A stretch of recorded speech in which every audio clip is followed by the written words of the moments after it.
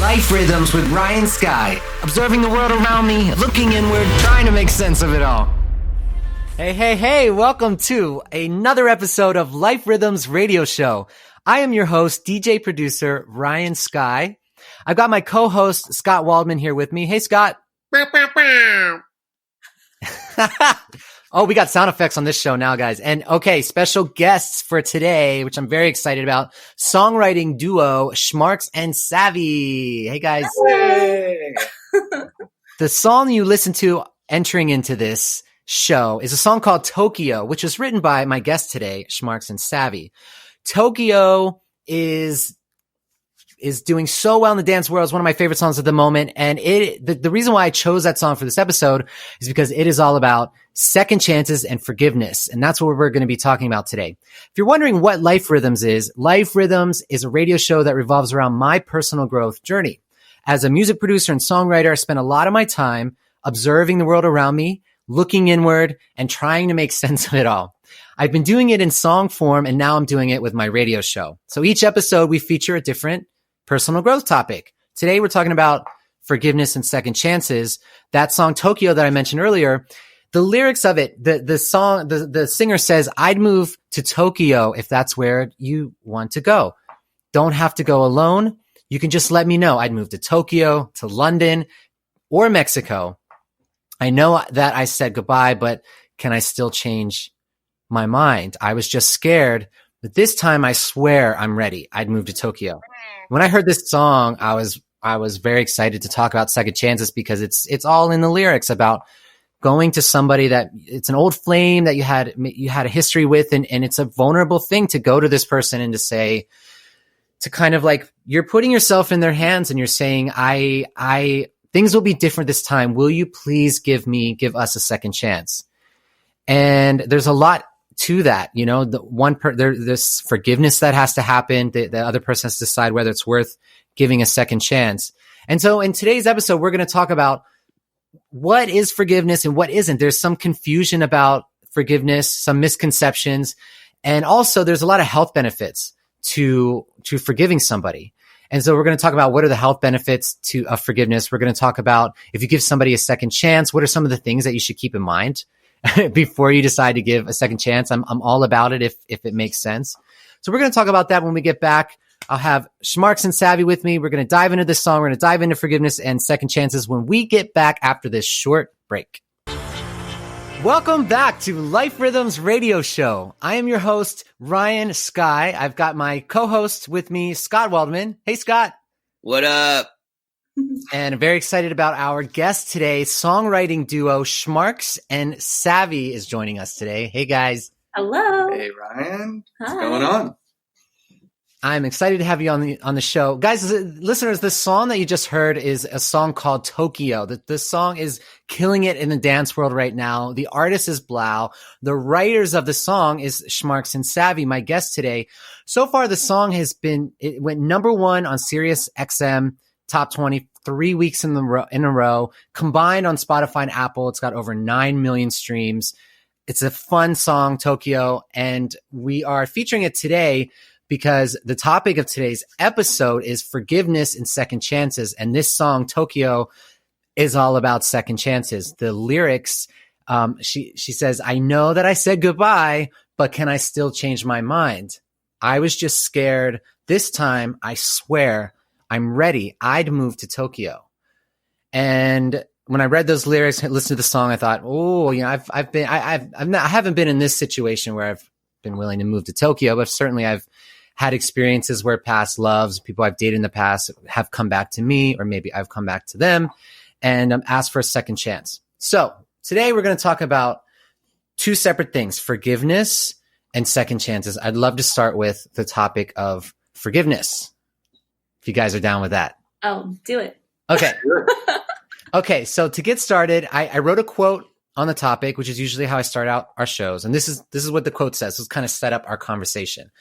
Okay. My quote says, "Forgiveness and second chances often come into our lives at the same time in the form of a past lover seeking to reconnect with us, or it could be a family member we betrayed and now seek to reconcile with. Just as examples, the opportunity to forgive and to extend a second chance are both present, but require different thought processes. And oftentimes we are led to different conclusions. We may choose to forgive, but not partake in a fresh start. We may give someone a second chance without realizing that we haven't actually even forgiven them yet. And as such, are holding on to pain and anger that will ultimately handicap the relationship.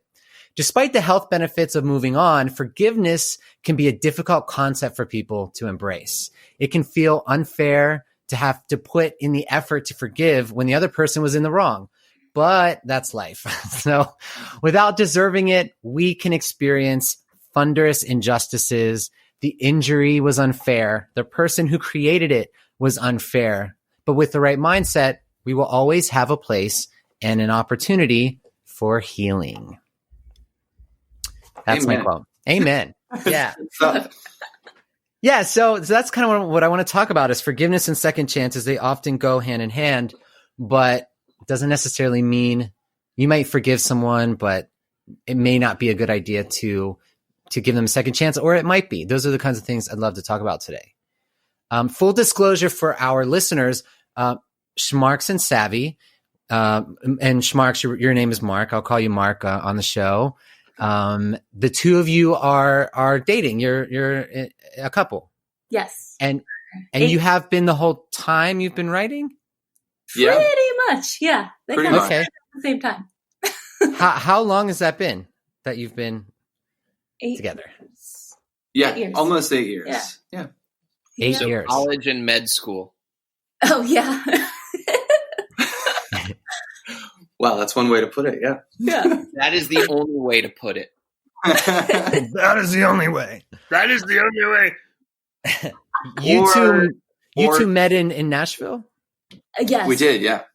Yep. I was living at Austin at the time, actually. And I was visiting for probably about a week. And a mutual friend said, you got to meet each other. You both write pop music. And we did. And it was pretty instant that we liked each other, but also loved the same music. And we just really clicked in that way. And so when I went back to Austin, we wrote over email for, like 8 months before I decided to move to Nashville and join You them. were prepping for the quarantine. Yeah, right. Didn't even know it at the time. We're so ready. Yep, we're ready. And you wrote this song together, Tokyo. Yes, us Yes. and Exira. Exira, this- Exira, the singer? Yeah. Okay. It's her real name. Did you pull from any personal experiences when you were writing the song? Yes. Yeah? I mean, Yeah. you kind of always have to, you know, Okay. I at know least try that to. Tamika was also, I think that she had gone through it as well. Because she's just recently married. Yes. So, and she's from Australia. Yeah. So she Super was cool. visiting LA, and that's where we wrote this. But prior to that, about a year before she came here, I took a writing trip to Sydney, which is where I first met her. And you guys hit it off. Yeah, we wrote a couple songs together, and you know, we just had a good time. So when she came to LA, she definitely wanted to write with us. So she was just feeling the long distance thing at the time. Oh, Yeah. So Yeah. we've kind of all been there in some regards, but Yeah. I think everyone comes up to a point in a relationship where you need courage for something. And for us, I know that I pulled for the lyrics of Tokyo when Mark and I first started dating, because he was always just he was ready to go. He felt it. He wanted it. And I was like, I don't know. yes. I'm I knew what afraid. I I like wanted. it, but I'm afraid. yeah. Yeah. So I know we went through that where in my heart, I absolutely wanted to be with him, but I had my own worries and fears and had to be in the position of asking for the second chance. Which takes a lot of courage. Yeah, it does. But for me, it was the best decision and the right decision. I just can't always see that right up front. Yeah. It's humbling. It could take courage to go to somebody that you've have a history with and to kind of lay yourself out to them in an open, vulnerable way, and kind of you're kind of putting it in their hands and saying that I this is how I feel about you, and I realize that maybe I had reservations in the past, and it will be different this time. Will you give us another chance? That takes courage. Yeah. It does. And courage is vulnerability at the same time. Yep. You know, they kind of go hand in hand. So. And I think it's in the moment you think that giving in and opening yourself up to someone can be a weakness, especially when you've been alone and you've been solid by yourself for so long.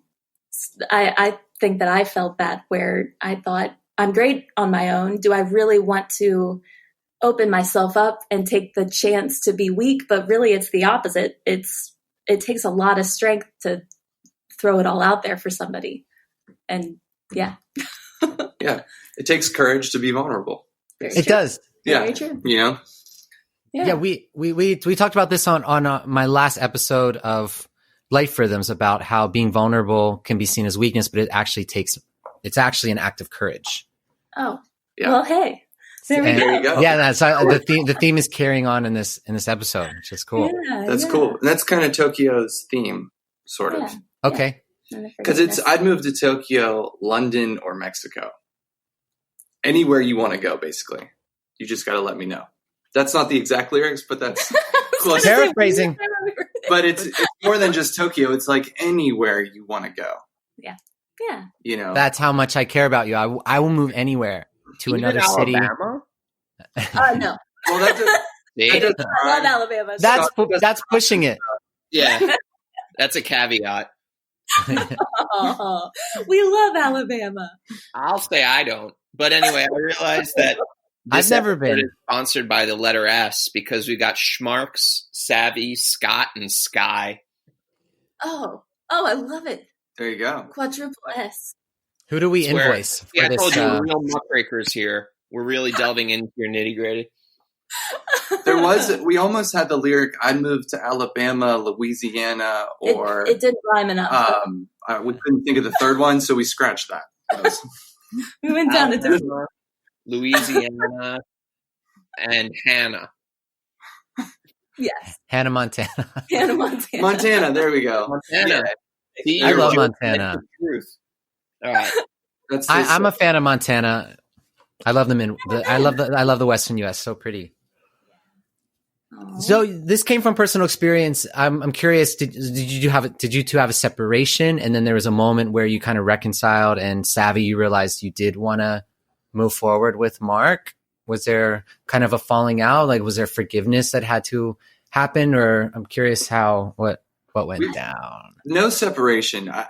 It's been a really beautiful 8 years that we've been together. This what you're referring to, I think, is right at the start of our relationship. Right after I moved. Okay. It was more of like diving into the deep end for the first time. And it's funny because we had been writing songs over email for like 6, 7, 8 months. Mm-hmm. And then she was still in Texas at Austin. Mm-hmm. And I convinced her to move to Nashville. Yeah. And then it was those first like 2 months when we were finally together and not talking over GChat that it was like, oh my gosh, how real is this? This feels like something special or extremely scary. And it was kind of just taking all those feelings in for the first time. I will say, as far as forgiveness goes, I think in the beginning, there was never a moment, because Mark was patient and kind. If anybody had to forgive anything, I just had to sort of forgive myself, if that makes sense. Okay.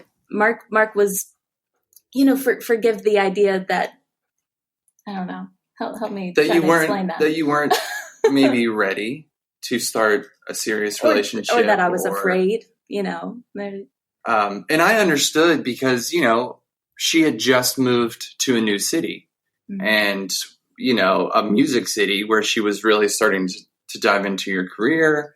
And this was 8 years ago, so we were much younger, med school and college younger.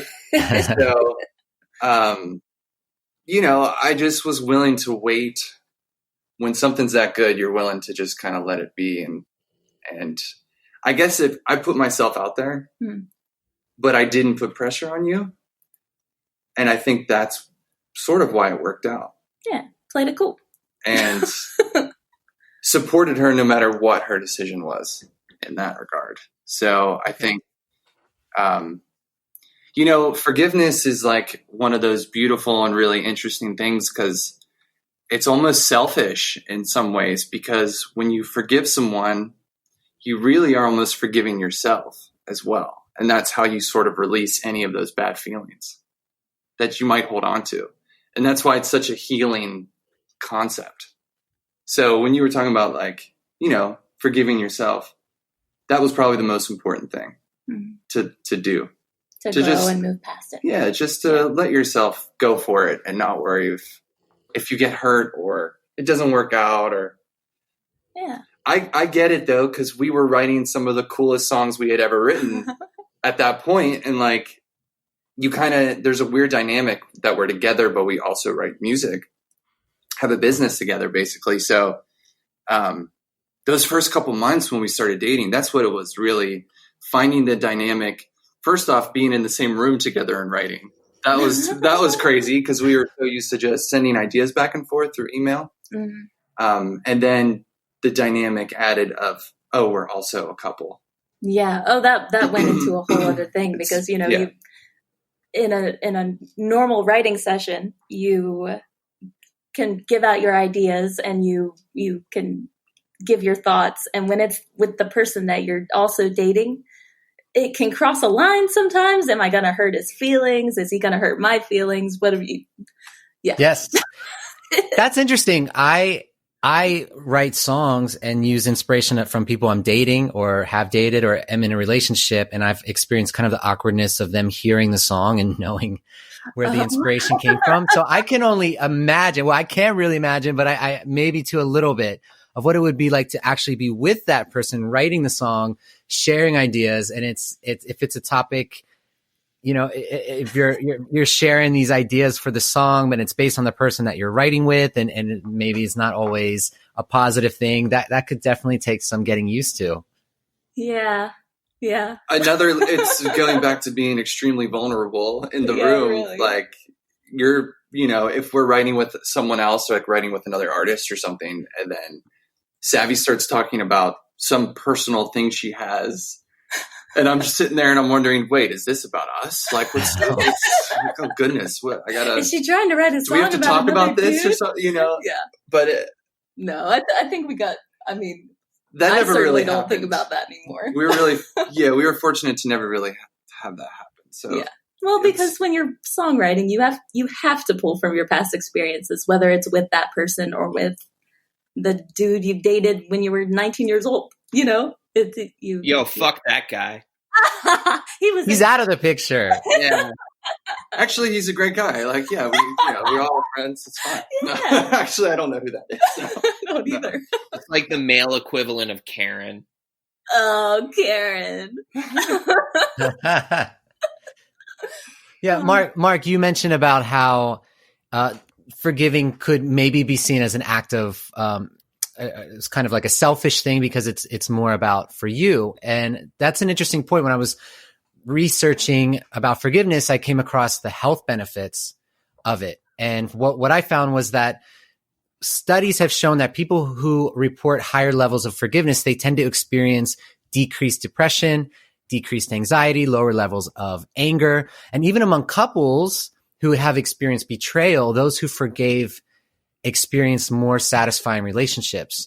And so the higher reported levels of forgiveness, they actually had a positive effect on white blood cell counts, which is an integral part of fighting diseases and infections. So altogether, the data shows that forgiveness is actually extremely important, not for the other person, but for you. Yourself. It's the miracle drug. I believe it. I believe it. I mean, it's like, I think it's like a Buddhist quote is like, to not forgive someone is to drink the poison yourself. Huh. Okay. I haven't heard that, but that makes a lot of sense. And I think that's kind of the basis behind that concept of just, you don't, want to hold on to those feelings because it's just ultimately going to hurt yourself. And to forgive someone takes a lot of effort and a lot of courage, or, just ability to show love to somebody, sort of. And to do that, you kind of are getting that back in return.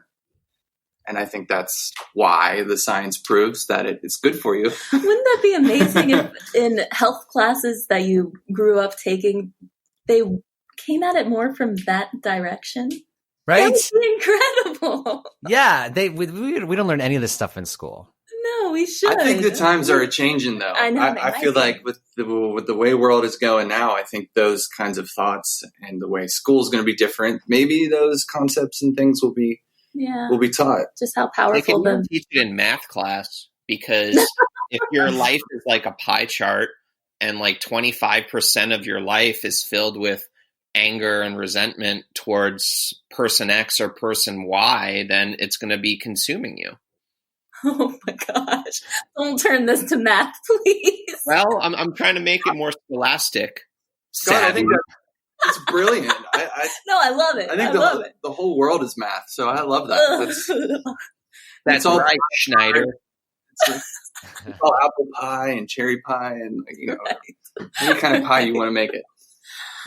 Between the two of you, if typically if there's a fight, who is the first person usually to make amends? Oh gosh. It's so funny. Think? I'd say at this point, it's like we do it at the same time. I think we really hate being mad. We hate being upset, and we know that that's the quickest way to feel better yourself is, Yeah. I mean, okay. We are together about 98.5% of the time because, we're working every day together. You live together. We live together. Yeah. And then we're also together. So, and your studio's in your place. So you will write in your place. You live there. And I can't go get coffee these days. So that tacked on an extra 5%. Yeah, that's an extra 0.5 because usually it's just 98% of the time. Yeah. I got to get it out of here and get some coffee. I got to take a walk. Because I never leave the house. So no, take a walk. But yeah, so I guess I think it's pretty even. It's just, so what I'm saying is eventually one of us is going to like snip a little bit at the other or something. And it's usually ridiculous, like over which snare drum we're going to use on that song or do you want vegetables or no vegetables for dinner? Like we don't fight about vegetables. It's the most, it's usually the dumbest stuff. And it's only because it's usually triggered because we've been together 14 hours already.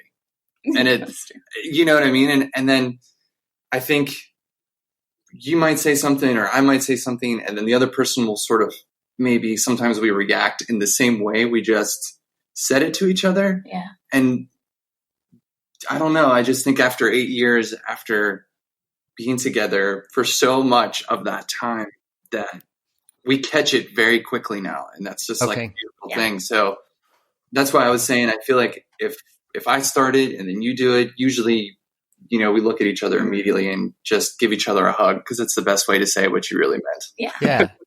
and we've had tougher arguments and tougher fights, and we're usually really quick about saying sorry, but that doesn't always mean the forgiveness process is instant.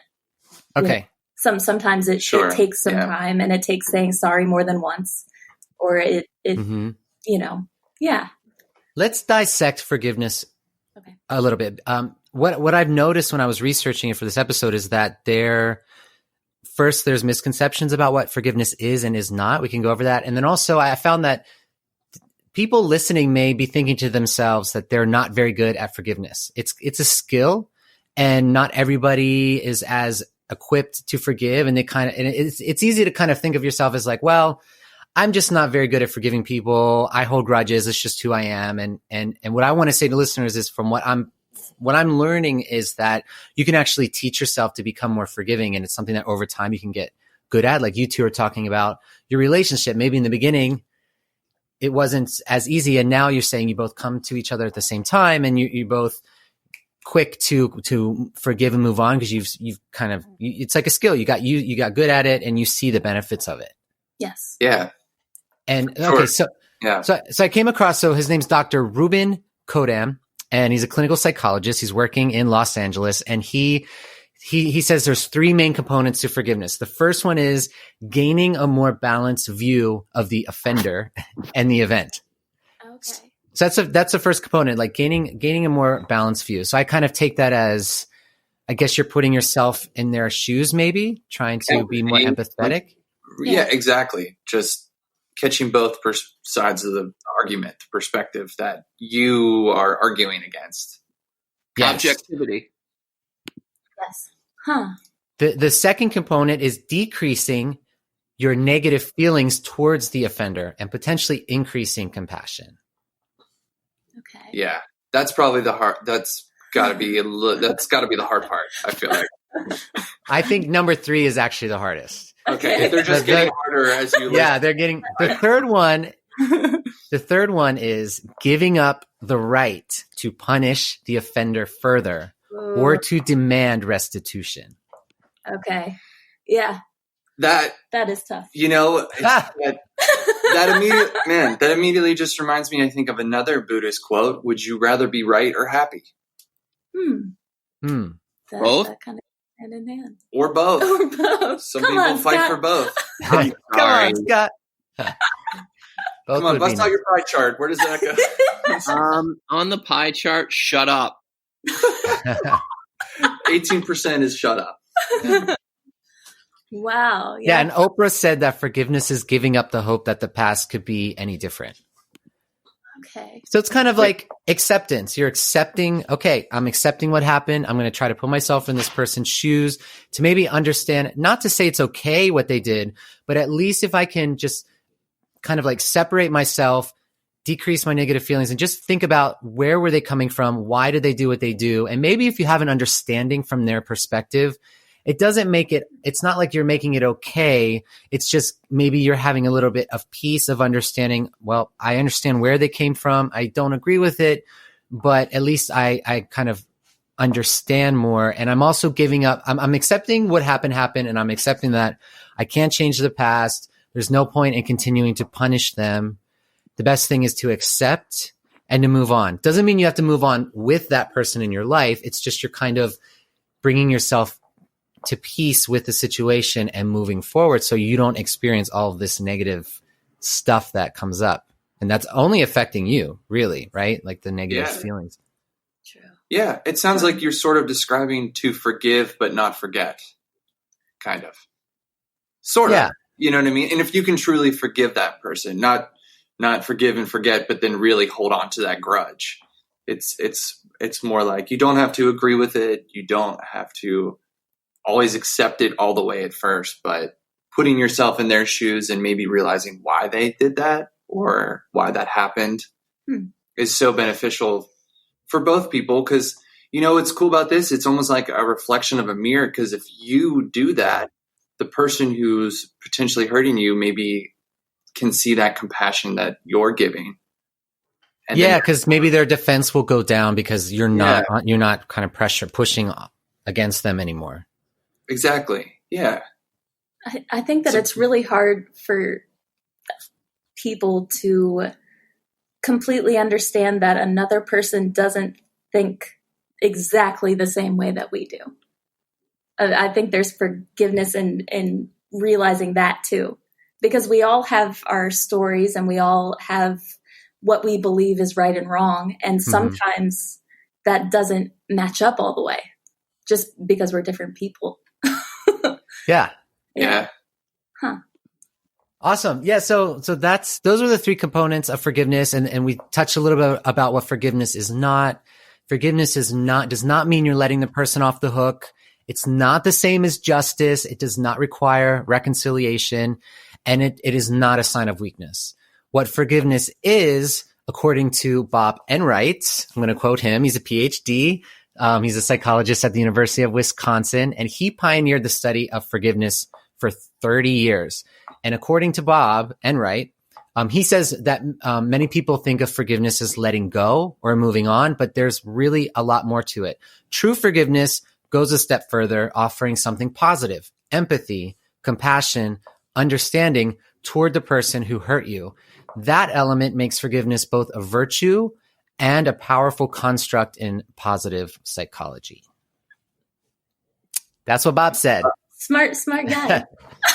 I think he knows what he's talking Smart about. man. Yeah. So, okay, we're coming to the end of this segment, and we're going to take a short break and come back. And when we come back, I'd love for us to move into second chances, relationships, and when is it a good idea to give somebody a second chance, and what are the implications of it, and how can we, what are some of the things we should consider before making that decision? Because there's a lot of emotions involved with getting right, with asking somebody for a second chance, or someone comes to you, and a lot of times it's like the emotions can get in the way. So how do we make the right decisions of whether someone's good for us? We'll talk about that when we get back. Sound good? Yay! Yeah. Okay. Take a short break. We'll be right back with Schmarx and Savvy. And we are back with Life Rhythms Radio Show. I'm your host, Ryan Skyy. I've got my co-host, Scott Waldman, and very special guest with us today, the songwriting duo, Schmarx and Savvy. Hey, guys. Hey. Hello. Those of you who are just joining us, the song you just heard coming into this segment is a song called Tokyo. It is doing well, to say the least, in the dance community. It's really on fire. The song's got over 9 million streams on streaming platforms, and it was number 1 on Sirius XM 3 weeks in a row, BPM station. It's one of my favorite dance tracks at the moment. The song is about second chances. That's what we are talking about today. The song Tokyo, some of the lyrics say, I know that I said goodbye, but can I still change my mind? I was just scared. This time, I swear I'd move to Tokyo. I'd move to Tokyo, to London, or Mexico. So, the singer's willing to go anywhere for this person. And we talked a little bit in the last segment about forgiveness, how forgiveness and second chances go hand in hand. We're going to talk mostly about second chances this time around, something I can relate to, and I imagine many listeners can relate to, of old flames, somebody that maybe you dated and it just didn't work out, and maybe it was life circumstances, or maybe it was one or both of you, just timing is everything, and maybe the timing just wasn't right, and for whatever particular reason, one of you is coming to the other person and asking for a second chance. So we're going to talk about when is it a good idea to give somebody a second chance? What are some of the things we should consider when doing so? And I ask you, Mark and Savvy, second chances, does this come up in because you two are dating. We talked about that in the last segment. So you're songwriters, but you're also dating, and there's overlap there. You're writing songs about relationships, and you're in a relationship, and you wrote this song. So I'm curious, has there been any moments of second chances where you had to go to the other person and ask? Can you think of anything? Yeah. I know. I'm trying to think of. Or it could even be a past relationship. I know you guys have a storybook romance. No, it hasn't always been perfect. Of course, we've had to ask for second chances for big and small things. Yeah. Yeah. For sure. I think in the case of this song, okay, personally, for me, it was probably pulling from previous relationships, I think, is where I was kind of drawing from. Yeah. On this one specifically. I'm trying to think of something like, second chances are they're such a interesting thing, because it's almost like different levels of second chances, right? It's like, because think about it, we do it all the time. Because imagine you go to a restaurant, and you try something and it's not good. You're like, we're never going back. Yeah. 2 week later, you're like, you want to try that again? You're like, I guess so. Let's give it a second chance. And you just go, you know what I mean? It's That's an interesting metaphor for a relationship. But it's a good point, because you're talking about time. You're talking about time going by. Yeah. And that's actually that's an important component when considering giving someone a second chance, is how much time has gone by. From what I found researching this subject about second chances, there's 4 things we should consider whenever we're thinking about giving someone a second chance. And one is remembering that the past is a predictor of future behavior. Wow. So the basis of all empirical knowledge is that the proposition that the future tends to resemble the past. So you've got to ask yourself, is behavior which must be forgiven, is it an aberration? Is it a continuance of poor actions? Like, is there a pattern with this person? Or was it just kind of, it's not something that they were showing over time. It's just kind of, it just happened maybe once. And if that's the case, then maybe it would be a good idea to give the person a second chance. That makes a lot of sense, because it's like, if you can't forgive the past, how do you move on to the future? It'll just sort of be like a cycle or something. And also the person saying things will be different, but you've got to make an objective guess of whether you think that's the case. Savvy, you and I, we've talked about relationships privately. Let's not mention his real name, but the most recent guy that I dated, episode 1 of Life Rhythms talked about him. We nicknamed him Johnson on the show, so we can call him. Okay. We can call him. That was Scott's idea. Oh, I have heard a lot about this one. Oh, they all have. Johnson. Yeah. Well, the song featured was by Jack Johnson, and so him. Johnson's also synonymous with dick. Well, that was a coincidence, but we went with it because it was making us giddy like little schoolgirls.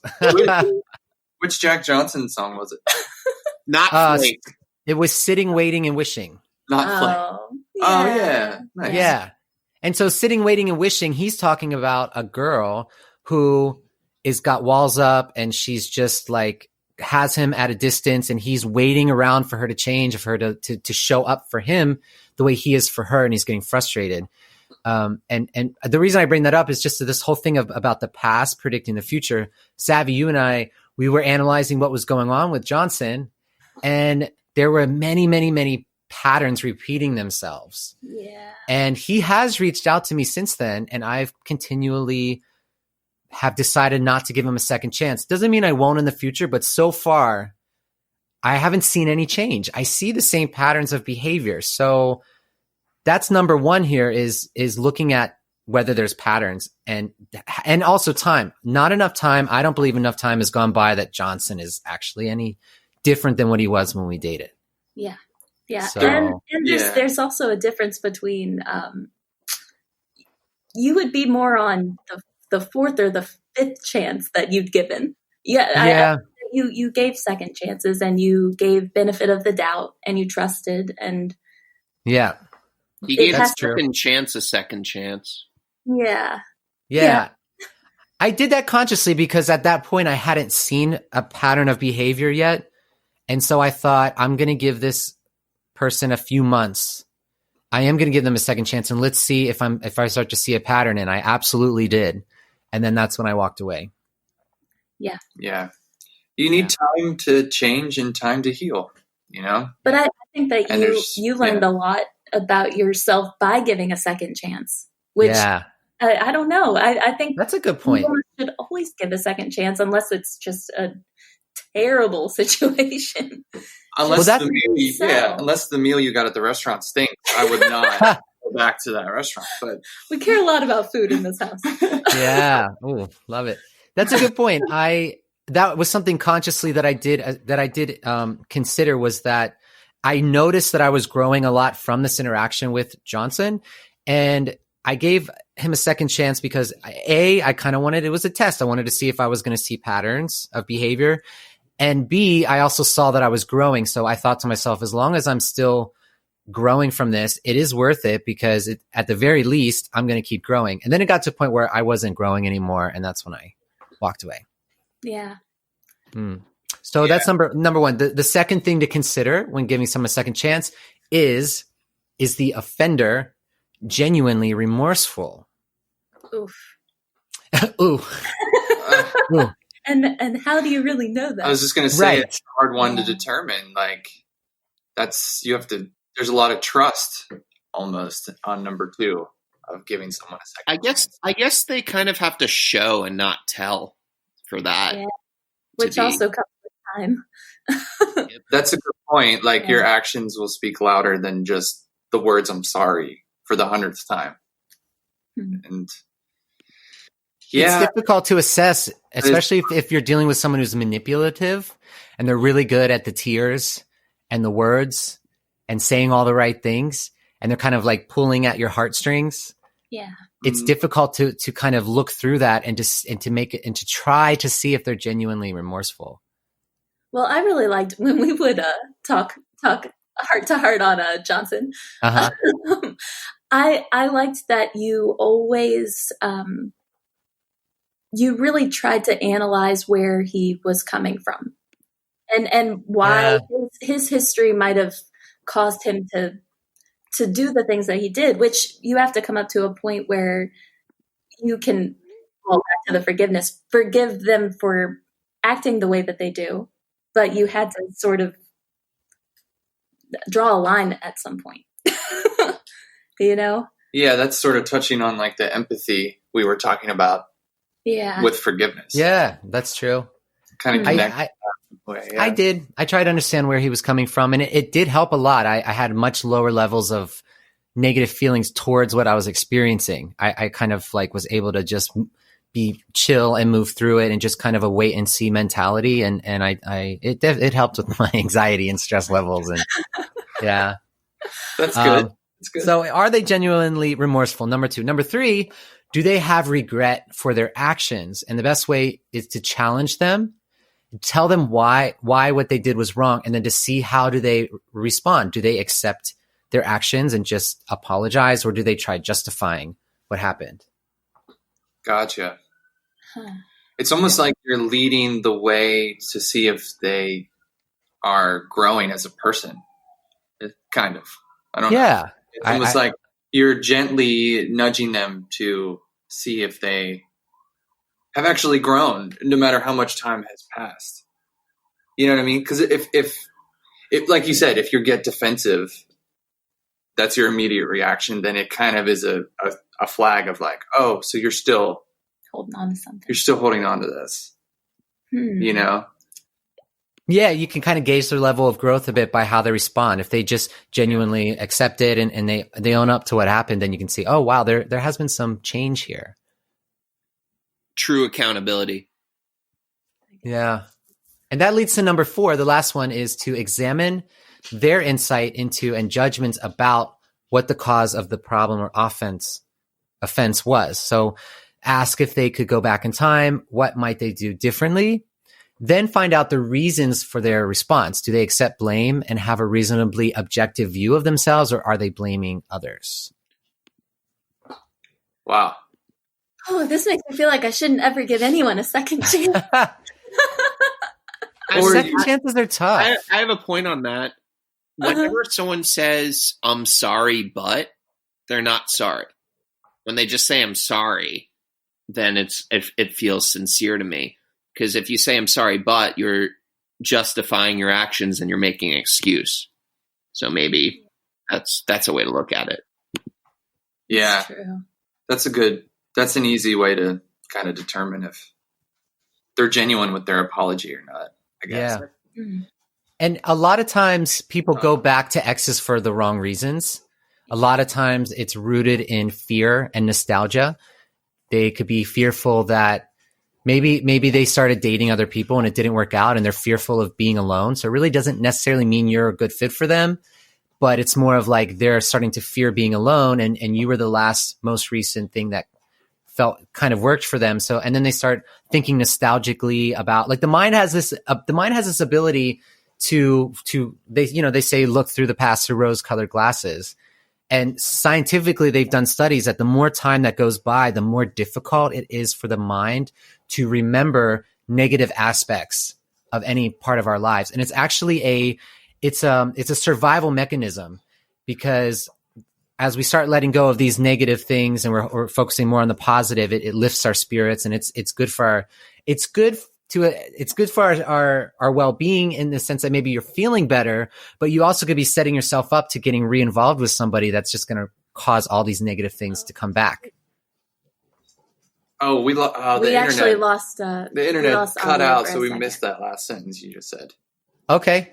Or just repeat it. I think it was just the last 3 seconds. What? Okay. What? Yeah. What I was saying. What was I saying? I was saying that. It was so good, and it was just here, right in the middle of it. Oh no. Oh, no worries. Well, I'll just re-say just in case for make sure we got it. But I was saying that people tend to go back to exes based off of fear and nostalgia. They're We got right. They're afraid of being alone. Maybe their options of other people that they've dated, their options have run out at the moment. They're kind of like run dry. And so they start thinking about you, and they start looking at the good times that you had. And it kind of like, it encourages them to want to come back to you. And what I was saying about the mind is that the mind has this tendency to let go of negative memories.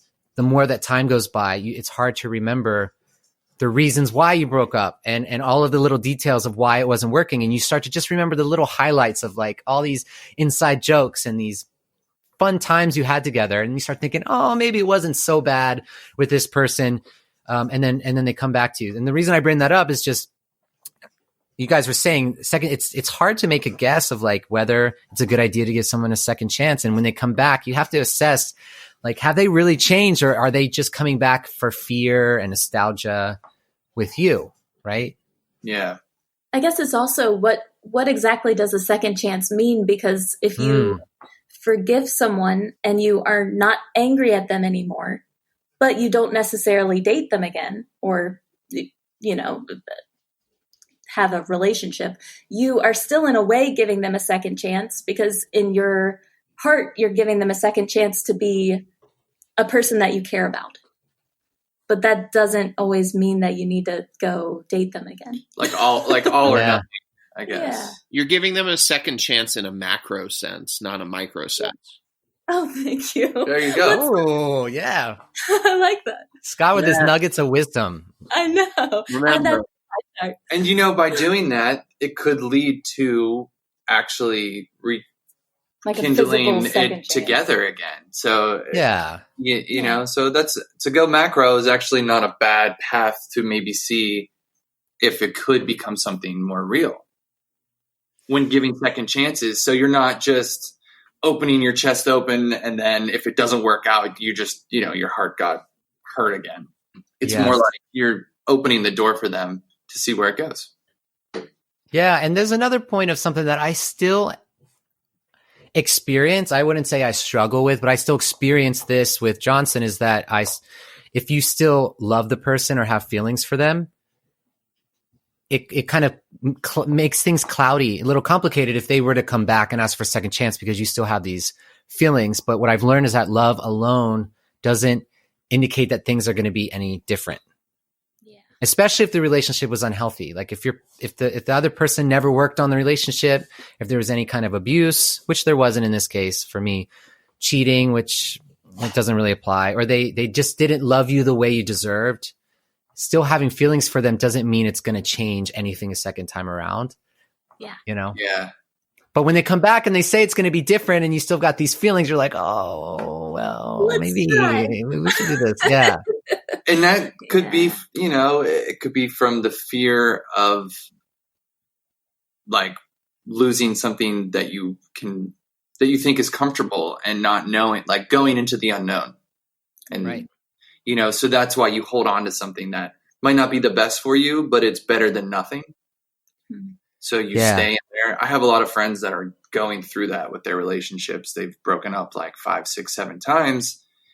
And I'm just like, why are you guys trying to work it out? And it's, he admits that it's just usually because he's scared that he might not find anything better. Right.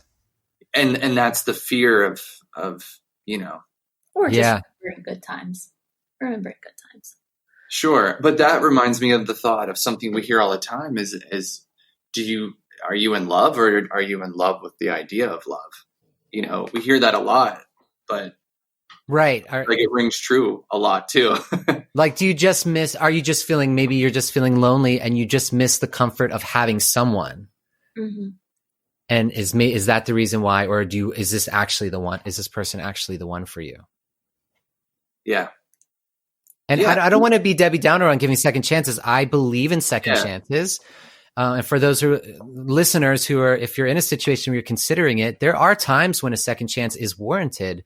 We talked about earlier, if there weren't patterns and it was kind of like a one-off thing that happened and you want to give that person a second chance, that's great. If they come to you and you can see that they've done serious work on themselves, or maybe they went to therapy, there's a good chance that old patterns, maybe they won't repeat, and maybe it would be different this time.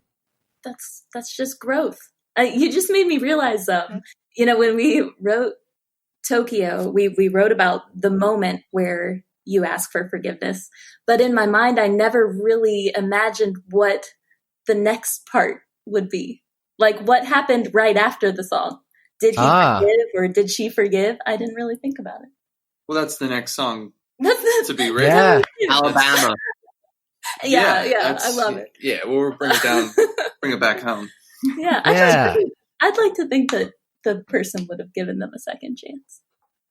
Yeah. Well, they're willing to move to other cities, Tokyo and London and Mexico. That's true, and it's not a great they're time. All in. So they're all in. Yeah. So that actually brings us to the end of this segment. It goes by so fast, right? Can I get a second chance? Come on. It's been such a pleasure having you two on the show, Schmarx and Savvy. Thank you. Thank you for coming on. Scott, co-host, thank you for your nuggets of wisdom. Oh, it's what I do. It's your show. I just chime in. And to the listeners out there, check out Schmarx and Savvy, songwriting duo. Check the song out, Tokyo. The artist is Blau. And how do you spell it? Is it 3LAU? L-A-U. 3LAU. The song is called Tokyo. Check that out, Schmarx and Savvy. Thank you for joining us. And listeners, thank you for checking out another episode of Life Rhythms. It's available on podcast format, Spotify, and Apple. Also, why don't you guys give your socials so people can get in touch with you? Yeah. Sure. It's Schmarx and Savvy. So it's SCHMARX and AND Savvy, SAVVY. So Schmarx and Savvy. Hit us up. Check us out. And it's for all of them. Instagram, Twitter, Spotify, all those things. Okay. Hear some of our music. And yeah. For sure. Yay. Thanks for coming on the show, you guys. Awesome. Bye. Okay. Have a great day, everyone. Thank you for checking out Life Rhythms. Bye.